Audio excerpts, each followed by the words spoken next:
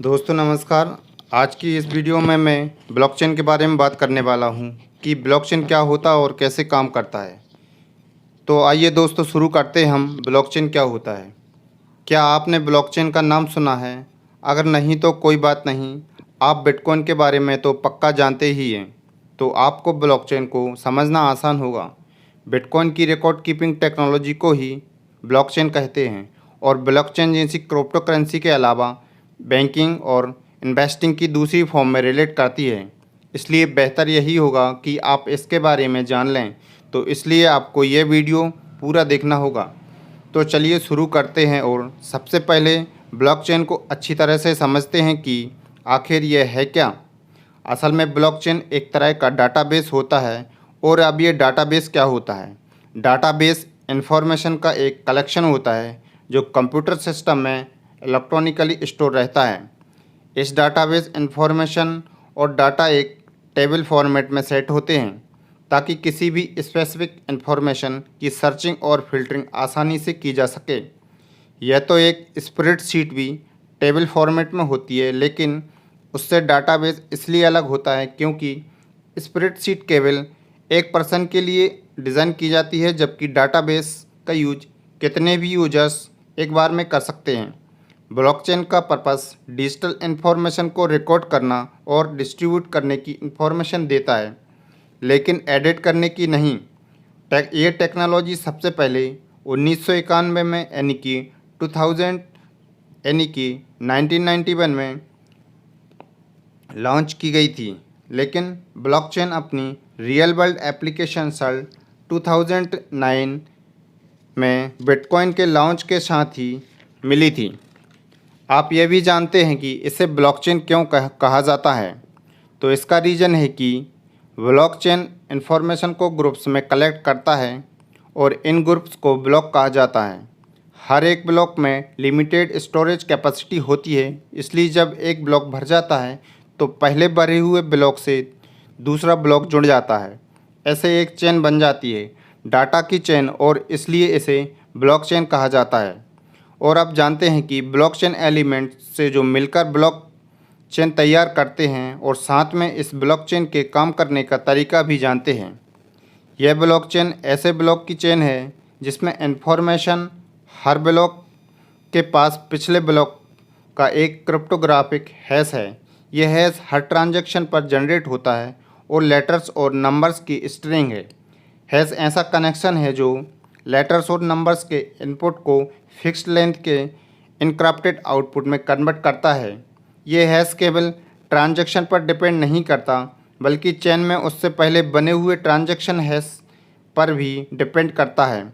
अगर ट्रांजैक्शन एक छोटा सा भी चेंज किया जाए तो एक नया हैश बन जाता है। यानी अगर ब्लॉकचेन के डाटा के साथ कोई भी छेड़छाड़ करने की कोशिश की जाए तो उसकी सारी सेटिंग चेंज हो जाती है और इस तरह रिकॉर्ड में हुई हेरा फेरी का पता लगाया जा सकता है।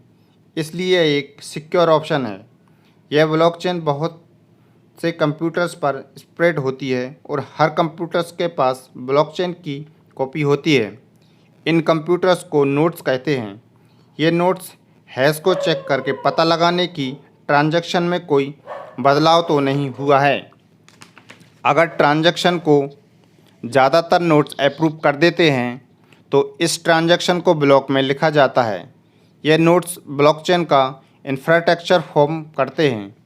यह ब्लॉकचेन डाटा को स्टोर, स्प्रेड और प्रिजर्व करते हैं। एक फुल नोड कंप्यूटर जैसे डिवाइस होती है जिसके पास ब्लॉकचेन की ट्रांजैक्शन हिस्ट्री की फुल कॉपी होती है। यह ब्लॉकचेन अपने आप को हर 10 मिनट में अपडेट करती है। ब्लॉकचेन के इम्पोर्टेंट एलिमेंट्स क्या हैं और यह मिलकर कैसे काम करते हैं, यह जानने के बाद यह जानते हैं कि बिटकॉइन के लिए ब्लॉकचेन एक स्पेसिफिक टाइप का डाटाबेस है जो हर बिटकॉइन ट्रांजैक्शन को स्टोर रखता है। बिटकॉइन जैसी क्रिप्टो करेंसी में ब्लॉकचेन इन करेंसीज के ऑप्शन को कंप्यूटर्स के नेटवर्क पर स्प्रेड करता है, जिससे इस करेंसीज को बिना किसी सेंट्रल अथॉरिटीज़ के ऑपरेट करना पॉसिबल होता है। इसके यूज़ से रिस्क भी रिड्यूस होता है और बहुत सी ट्रांजैक्शन फी भी एलिमेंट हो जाती है। बिटकॉइन की ब्लॉकचेन टेक्नोलॉजी जो ब्लॉक्स होते हैं वो नॉर्मली ट्रांजैक्शन के डाटा को स्टोर करते हैं, लेकिन असल में ब्लॉकचेन ट्रांजैक्शन के दूसरे टाइप्स का डाटा स्टोर करने के लिए भी रिलायबल होते हैं। ऐसे बहुत से एरियाज़ हैं जहां ब्लॉकचेन यूज़फुल साबित हो सकता है और बहुत सी सेक्टर्स की सर्विस को बेहतर बना सकती है। जैसे बैंकिंग और ब्लॉकचेन के बीच डिफरेंस को देखें तो financial institution normally 5 working days का होता है।